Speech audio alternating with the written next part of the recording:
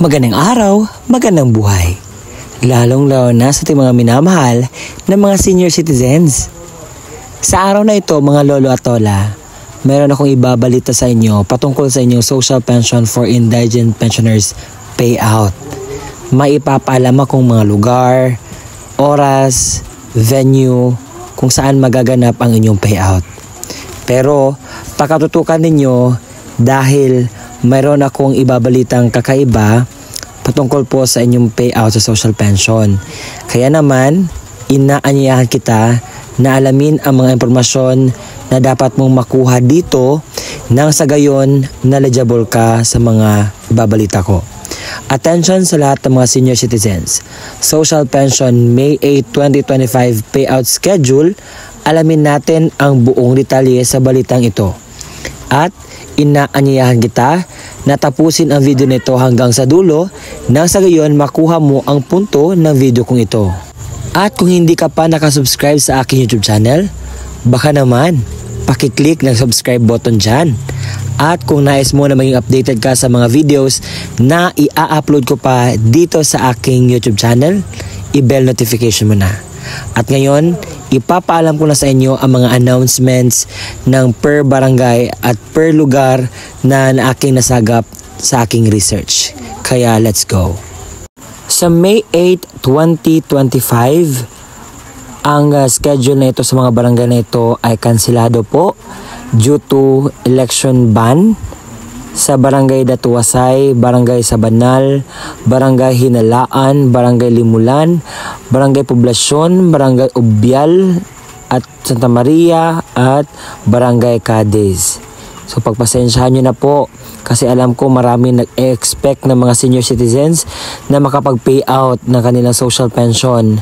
Pero pinagpaliban, pinag-schedule po. At babalik po ito next week after ng elections dahil naka-election ban po kasi.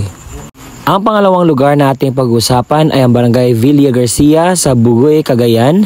Meron pong magaganap sa inyong social pension payout at ito po yung mga detalye. May 8, 2025, alas 3 hanggang alas 5 ng hapon sa Municipal Gymnasium po kayo pupunta at magdala po kayo ng mga dapat ninyong dalhin na requirements. Pero mag-update po kayo if merong pension ba payout. Baka kasi nag-election ban na sa inyong lugar o sa inyong barangay at baka hindi ito matutuloy. But you can just ask po sa mga personal in charge.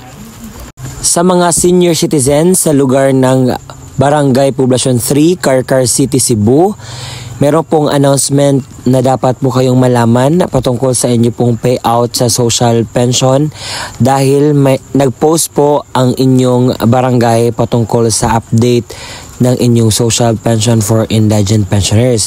At kinakailangan nyo itong malaman dahil alam ko marami ang nag-expect na makatanggap sila sa May 8, 2025 but ito po yung important announcement na ang payout for social pension for indigent pensioners sa May 8, 2025 has been cancelled po. Kaya naman mag-aantay tayo ng next schedule and expect po next week. Pagkatapos po ng eleksyon, babalik po ang inyong payout. At ako po ay magbibigay ng update patungkol dyan. Alam kong tambak na mga lugar na naman ang silabasan na mag-pension payout nito. And I will be giving you a lot of information about this matter. May paalala po ang Kabuling, Banga, South Cotabato sa kanilang barangay council patungkol po sa social pension payout niyo po sa May 8, 2025 dahil po mayroong pagbabago sa kanina ng may election ban at sabi niya dito, magandang araw Barangay Kabuling, pinapaalam lahat ng social pensioner na mga senior citizen na hindi po matuloy ang inyong payout sa May 8, 2025 at sila po ay magbibigay ng bagong schedule sa DSWD. Salamat po sa pag-intindi ng sitwasyon. Para po sa Barangay Buruon sa Iligan City, meron pong magaganap po na revalidation sa inyo sa lahat po ng mga senior citizens. Kinakailangan po ang inyong presensya para po makatanggap pa kayo ng benefits dito sa Social Pension for Indigent Pensioners sa DSWD, at ito po yung mga impormasyon na dapat nyo malaman. Sa lahat po ng mga senior citizens na mag-revalidate po ngayong May 8, 2025. Nakabase po ang inyong mga pangalan sa pinost nila na page. May nirepost po sila na mga pangalan po ng mga Social Pension for Indigent Pensioners. Nag-announce din ang MSWDO ng Kalamansig. Sabi dito, please be informed that the social pension payout scheduled sa May 8 at 9, 2025 has been cancelled. Kindly wait for the further notice. Thank you so much. Meron na sana yung schedule pero ayun nga, na-postpone kasi merong mga reasons. Sa Barangay Liburon, Carcar City, Cebu, meron pong magaganap po na announcement sa inyong lugar patungkol po sa Social Pension for Indigent Pensioners details, at ipapalam ko po ito sa inyo. Sabi dito na meron pong rescheduling sa inyong payout. Please be informed that the schedule of payout of the senior citizen has been rescheduled in the compliance with the mandate of the Commission on Election in connection with the upcoming national and local election.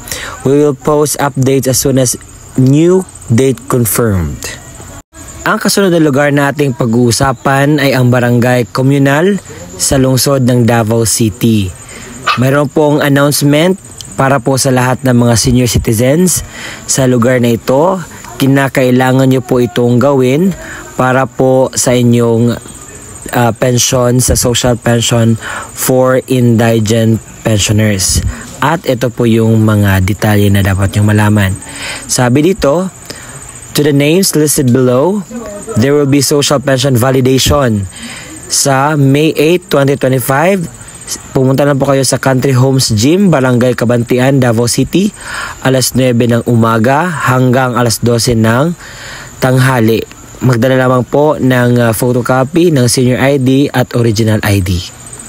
At yun po ang mga lugar, oras at payout venue or revalidation venue na dapat ninyong malaman sa ng Social Pension for Indigent Pensioners payout or sa inyong matatanggap pa na payout dito. And sad to say na halos po ng mga lugar ay nag-cancelled due to upcoming na election, parang na election ban po.